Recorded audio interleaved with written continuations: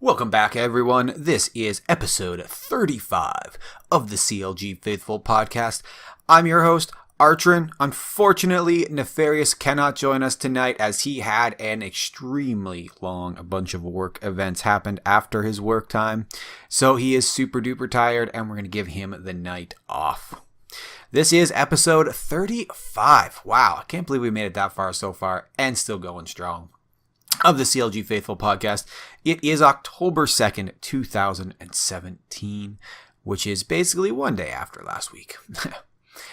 All right, ladies and gentlemen, we will get started. As usual, there is no League of Legends news.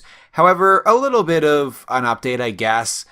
Stixay basically did an AMA on Reddit this morning. So an AMA is an Ask Me Anything if you don't follow Reddit, but you probably found this link through Reddit, so you're probably on Reddit.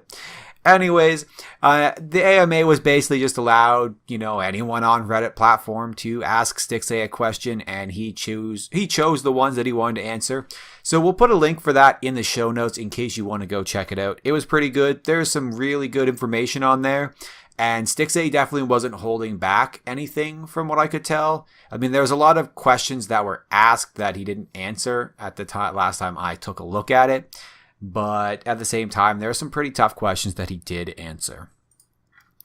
All right, so no League of Legends games going on. We will move directly into Counter-Strike Global Offensive.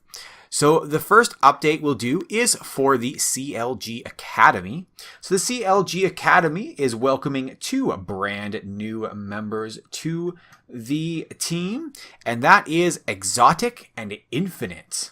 So we basically, I believe they are in replacing 2 other members of this Academy team. I believe those, they've already removed them. Sorry, so they are coming on to kind of jump into the team and basically, fill out the roster. I guess we had lost 2 members along the way, unfortunately. So that is a little disappointing. Here we go. So, unfortunately, they did say goodbye to Cadiac and MCS. They left. They were some of the original members of the CSGO Academy team. So it's unfortunate to see some OG CSGO Academy team guys leaving. But they do, the org wishes them well, of course, and they appreciated the time that they put into the CLG brand. And we appreciate the time that they put in to giving us some sweet, sweet entertainment. All right, so we're going to move on to the main roster, and they did actually quite a bit this week. There was 2 EPL Pro League games. Season 6 started up just recently, as well as the Cyber Power PC Extreme Gaming Series Fall 2017. Whew, that is a mouthful. So we'll start off with the EPL Pro League Season 6 game against SK. So map 1 was on Cache, and truthfully, there's not a whole lot to say about that map. It was rather one-sided the entire time. However, most notable moment was in this game was on round 16. Kusta hops into B from heaven and with a kit. As Ethan basically goes down, it's Ethan and Kusta. Kusta hops down from heaven to B site. Kind of a ninja little jump in, starts defusing the bomb as Ethan jumps out and basically plays distraction. Kusta, though, he channeled his, and I quote, inner fidget spinner and spins around the bomb as he ninja defuses it. This wins the round for CLG and puts them up 14-2. Yes, I did say this one was rather one-sided, but it was rather one-sided for CLG. SK must have been rather destroyed by that, though, because they only take one more round before CLG closes it out 16-3. Now it is a best of 2, or basically just they play 2 games, not really a best of 2 if someone can't win, decidedly after 2 rounds and one team wins 1 each. Anyways, map 2 was Overpass. Map 2 was definitely a little more on form for SK Gaming. It was not quite the blowout game that game 1 was, but CLG clearly struggled playing on the Overpass. Ethan was the one shining diamond, going +4 overall in the loss. The only one to be positive, SK takes this one 16-7.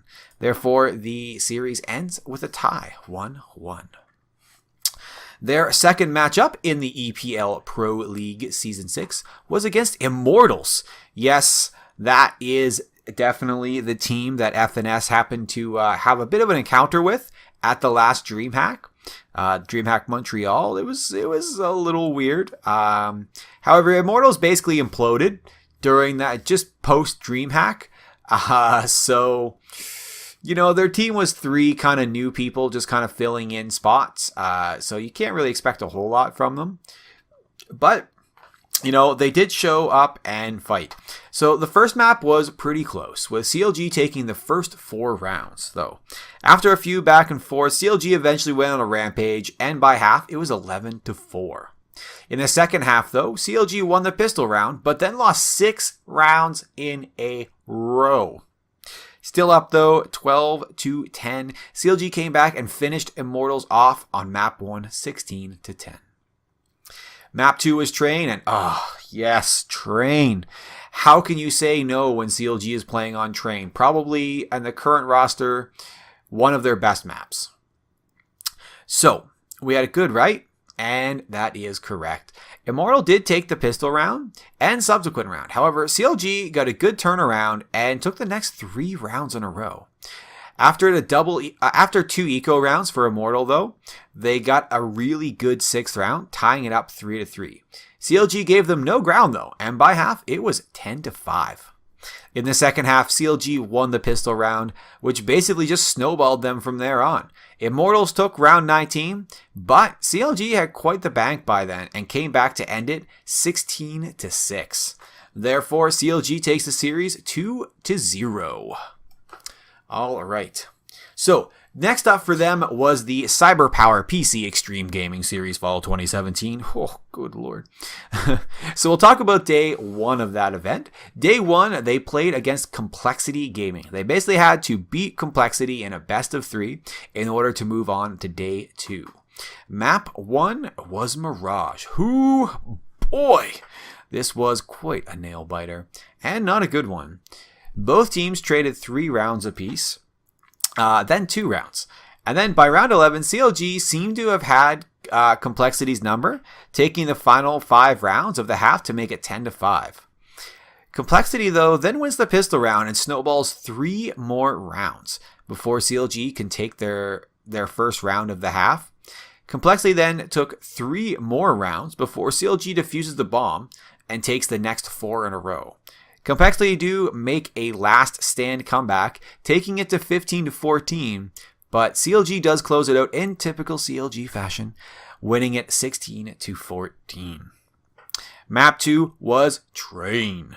Complexity actually picked this map, so I don't know, maybe they just haven't really looked at CLG's previous rounds or matches or what, but I mean, CLG looks pretty decent on Train.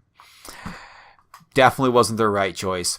Off a bomb defuse, CLG takes the first 4 rounds. From there, it was pretty very back and forth, but CLG taking 2 wins at a time. Half was 10-5 in favor of CLG, and then off a pistol round again, CLG won 4 straight before Complexity took their first win in the second half. They made a valiant fight back, taking 5 rounds in the second half in total, but CLG takes it 16-10. That means that CLG 2-0s Complexity Gaming and moves on to day 2. Day 2 was up against Renegades. Not the best, not the easiest team to take out, basically. Renegades has been showing quite a lot of improvement over the last few months, and their team is actually something to fear. So map 1 was Trained. And I mean, I was pretty pumped when Train was picked. Like, I mean, it's CLG on Train, right? And the initial half was something of a good show. By half, CLG was up 9-6. However, as you kind of look through previous Train maps, Train is very T-sided. And it really helps to kind of get those double-digit wins, so you don't have to get more, so you only have to get like 5 or less wins on the CT side for Train because, like I said, Train is so T-sided. But they only got 9-6. That means that they need to win 6 rounds before Renegades gets 9 round wins. So coming into the second half, Renegades pushed hard back and took the second half straight up 9-6. Just what I was 6-8. So that means we actually went to overtime. Unfortunately for the CLG boys, they just couldn't keep the focus, and RNG took the win in overtime, 19-17. Map 2, you can already tell, just based off of my sigh. Map 2 was Inferno. CLG's just awful at the Inferno map. I mean, they had some late rotations, poor calls. Those were definitely some pretty big issues on Inferno for CLG. I think they really need to put a lot more time and effort into Inferno if they're not going to kind of pick that as a ban stage. Well, the first bit of the first round did seem strong. CLG went 6-1, which is pretty crazy for CLG and Inferno. RNG took it right over and plowed us 8 rounds in a row to take half 9-6. Yeah, 8 rounds in a row. Second half started off good, CLG taking the first 3 rounds. However, RNG plowed us off yet again off of a defuse for 6 rounds to take us to match point. CLG got 3 more rounds back, but unfortunately did lose it in round 28, taking the second L and the knockout of the CyberPower PC Extreme Gaming Tournament 16-12. So yes, that means we are eliminated and made it only to day 2. Only the winner basically got anything. So, I mean, it was a $9,000 pool, something like that. I believe it was. Not bad. Or $9,000 for the winning team. CLG probably got a few $100. Not bad for a day's work. All right. So that ends it up for CSGO. We're going to move right into Smash Bros. And you know what? It's been a little while, like a few weeks, maybe a month or two, before the last time all 4 Smash players were playing this weekend, and they were all at the same event. The Game Tyrant Expo GTX 2017 was this weekend, and everyone was there. Finally, we get to see some PewFat. Finally, we get to see some Void Cat. Void and Nakat both have been dropping out of a lot of the most recent events or only playing a little bit. For valid reasons, they have a lot of family in Florida, and the hurricanes that have hit Florida lately have been pretty bad. So it is good to know that they seem to have been bouncing back a little bit here. You know, they're like, okay, everything's all right. I hope, please. You know, and they can finally come back, focus on Smash Bros. So we'll start with Melee, and first up, we're going to bring in Pew. Pew started off his pools great, beating Snack, Edward, and Logos all 2-0. However, he did come up against Swedish Delight in his winner's pool finals, who ended up beating Pew 2-0, unfortunately. This means that he starts in the loser's bracket, and Pew found Army, who he beat 2-1. Then, Pew swept Uncle Mojo 3-0. Unfortunately, he did come across Hugs in the top 24 and went down to him 1-3. This means Pew finished in 17th in singles. Coming up for SFAT. SFAT actually came into this event seated 6th place, not 8th place, 6th place. So top 6 is expected from him. In his pools, he crushed it, beating Wander, Jeremy, Nightsong, and AMSA all 2-0. Right into his winners round 1, he faced off against Cyrax, who gave him a first good run for his money. Fortunately, SFAT came out on top, winning it 3-2. The old god was next, Mewtwo King. Oh boy.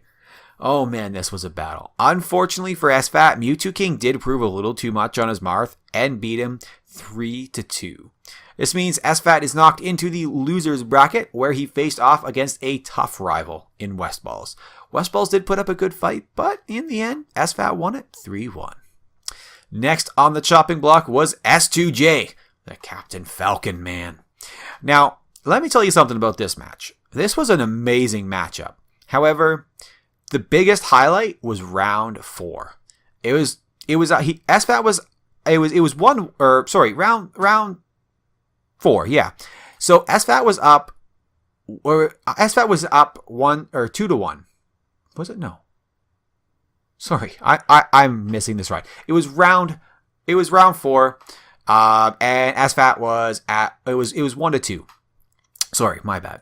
And it was kind of looking dire here. So SFAT is down 1 stock to 4. Yeah, 1 stock to 4. The crowd is chanting 4 stock, 4 stock, 4 stock.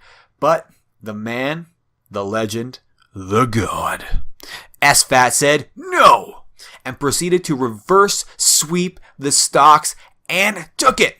He grabbed the momentum and then won the match 3-2. Boom! SFAT. Amazing, buddy. Amazing. Next up was Hungrybox, that dirty Jigglypuff player. Unfortunately, a bad showing on SFAT in this part.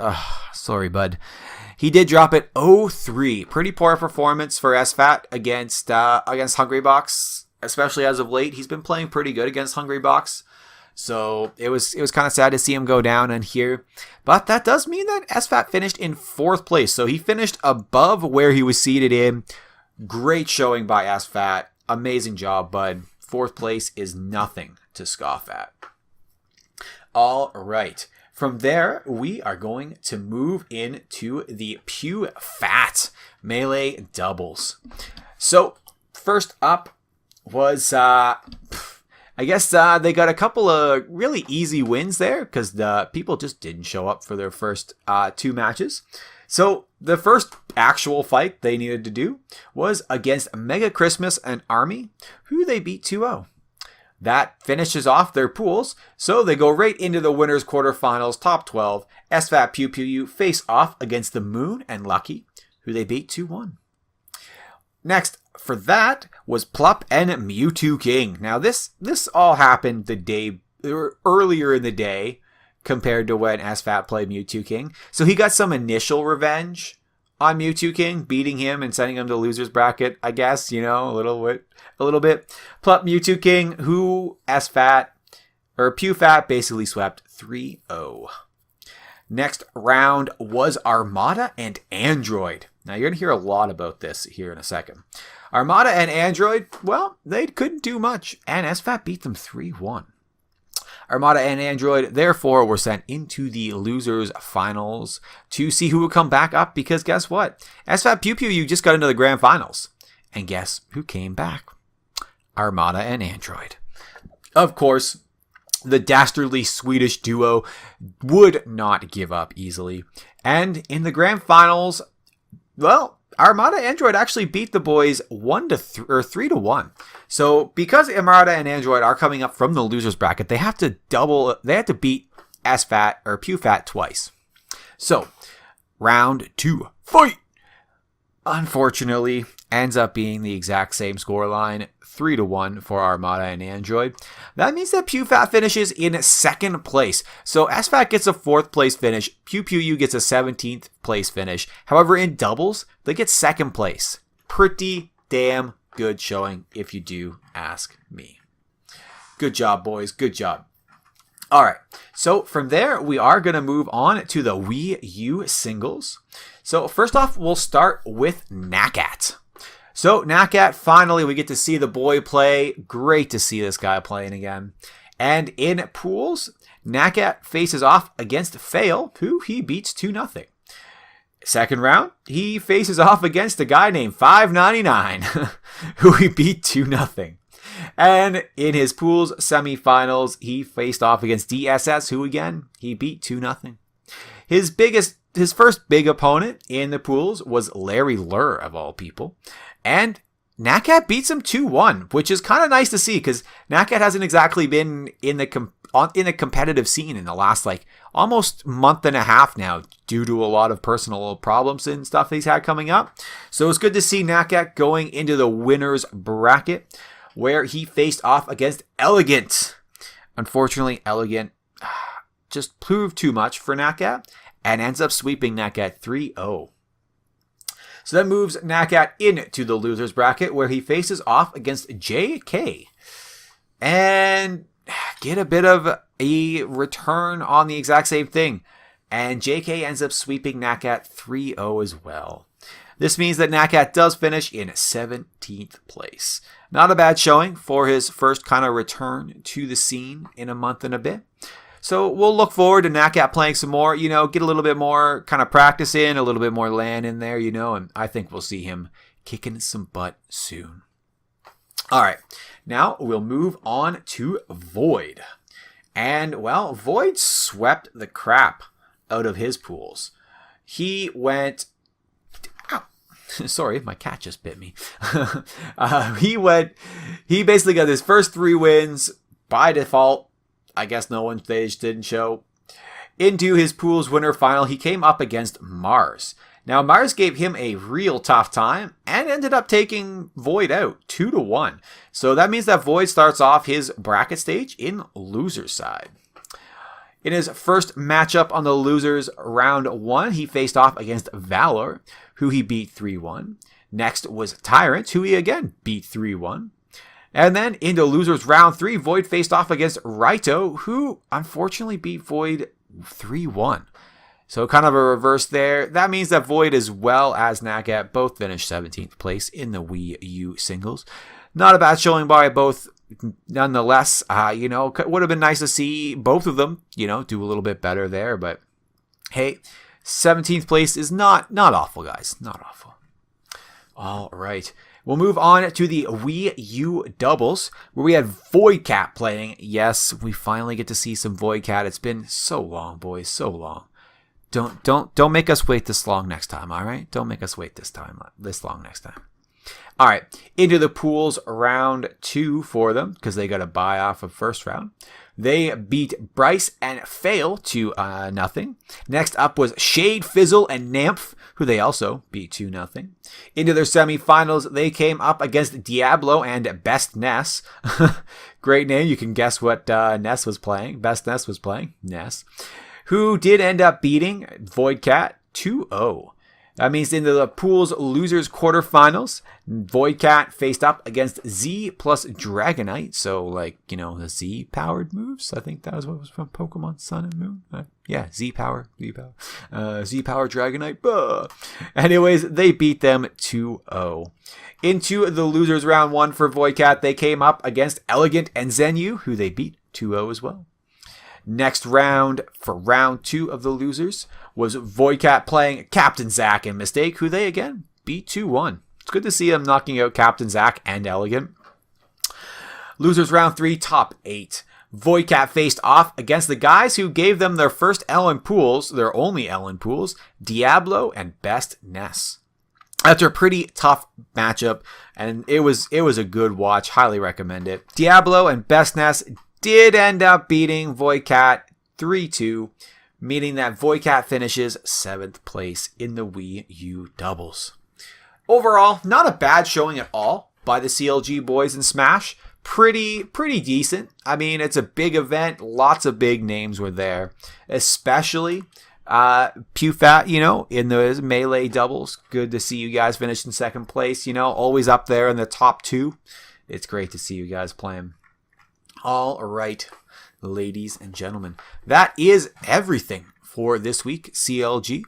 I hope you enjoyed this listen. It wasn't too long, 24 minutes long. That's not too bad. We are the CLG Faithful Podcast. We are a weekly podcast, and we go over all things CLG. If you do enjoy what we are doing, then please take a few minutes to just follow us, a few seconds really, to follow us on Twitter, subscribe to us on YouTube, or give us a rating on iTunes and or Google Play, whichever one you're using. We do love getting feedback, so please, if you have any thoughts or criticisms, you can definitely send those over to us at clgfaithful@gmail.com, and we respond to everything. All right, guys, this has been Artrin. If you're looking to check me out, you can follow me at Artrin TV on Twitter or at Artrin TV on Twitch as well. Thank you very much, and you guys have a fantastic evening. Peace out.